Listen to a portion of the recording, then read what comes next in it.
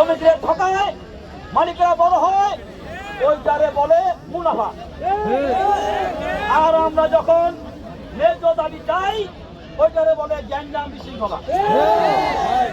ভাইরা বন্ধুরা, আমরা দীর্ঘদিন যাবৎ লড়াই সংগ্রামে অভ্যস্ত না। হঠাৎ করে একটা ঘটনার মধ্যে আমরা আজকে পড়ে গেছি। এখন সেই কথা হলো পরিষ্কার, চাকরি করলে সবাই করবো, না করলে কেউ না। কথা হলো, কথা বলছি ন্যায্য কথা, মামলা দিচ্ছেন বলতে হইব। ন্যায্য কথা কইছি, কারখানা বন্ধ করছেন, কারখানা খুলতে হইব। দাবি ছিল এই তিনটা মূল, খাতায় চলবে না, মামলা তুলতে হবে, কারখানা করতে হবে। আলোচনা হইল, তাছাড়া আমরা ঘেরাও করলাম। সরকার কয় 27 জনকে আমরা সুপোজ করছি, রেহান কয় আইনত সুপোজ করছেন, আইন দিয়ে আপনারা আইন মানি না, সুপোজ করতে হইব।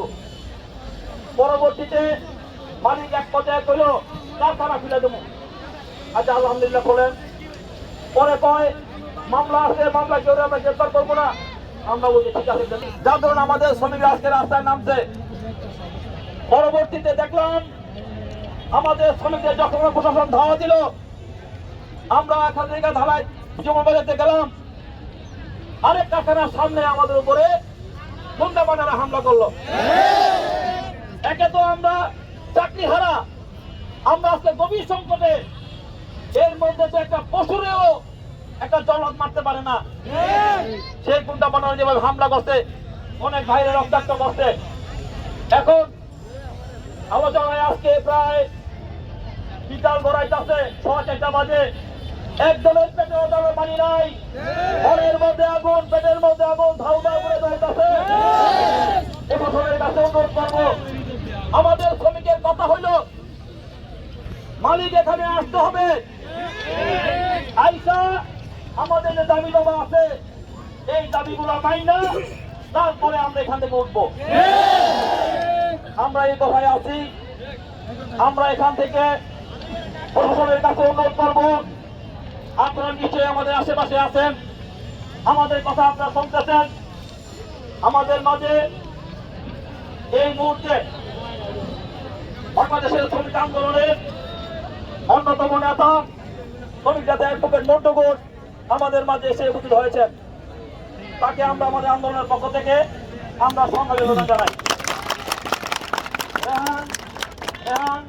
আমাদের বয়স অনেক ছোট, তারপরেও আপনাদের জন্য প্রাণপণ চেষ্টা করতেছে। ওর কোনো কথায় আপনারা ভুল বুঝছেন না, আর ওর কোনো কথা যদি আপনারা বুঝে থাকেন, দয়া করে এটাকে শুধরাইয়া আবার যাতে আমরা লড়াই করতে পারি সেদিকে আমরা আগাবো।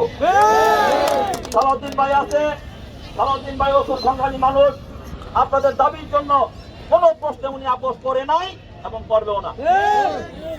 ভাইয়েরা, আমার বন্ধুরা, আজকে কোন লড়াই সংগ্রামে জয়লাভ করতে হলে নিজেদের মধ্যে নানা ধরনের ভুল বুঝাবুঝি দূর করতে হয়। কোন ভালো কামে জয় করতে হলে আমাদের সমস্ত দোষ ত্রুটির বাইরে আমাদের আসতে হয়। আমরা স্পষ্ট করে সরকারকে বলি, যদি মনে করেন শক্ত হাতে এই আন্দোলন দমন করবেন, তাইলে কিন্তু পরিণাম ভালো হবে না। আজকে আমরা অভুক্ত, ক্ষুধার্ত, সারা বাংলাদেশে 40 লক্ষ গার্মেন্টস শ্রমিক এই দেশের অর্থের টাকা ঘুরায়। এই যে হাইওয়ে রাস্তা, এই রাস্তা বানানোর পেছনে এই টাকা আপনি আমার ধানের টাকা। আমার দেশের যে মেট্রো রেল, এই বড় বড় উন্নয়ন, সমস্ত কিছুর এই মূলে হলো আমার গার্মেন্টস শ্রমিক। আমার দেশের মন্ত্রীদের, এমপিদের বেতন হয় আমার ট্যাক্সের টাকায়, আর আমার জীবন চলে না। এইটা তো আমি মানতে পারি না। আমার সন্তানের মুখে যে টাকাইতে পারি না, তার জন্য আমরা লড়াই করি, সংগ্রাম করি, আমাদের ন্যায্য কথার জন্য সংগ্রাম করি। বন্ধুরা, আজকে আপনাদের কাছে অনুরোধ করি, হাতে ধরি, পায়ে ধরি, আমাদের আজকে আলোচনার যে টেবিল, আমরা চাই আলোচনা হবে। কালকেও বলছি, আজকেও বলি, যে আলোচনায় আমার পেটের মধ্যে লাথি পড়ে, সেই আলোচনায় আমি যাতে চাই না।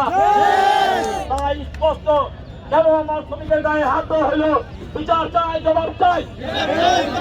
কেন আমার শ্রমিককে ছাঁটাই করা হইল, বিচার চাই, জবাব চাই। এই জবাব এবং বিচার নিয়ে এখান থেকে আমরা উঠবো।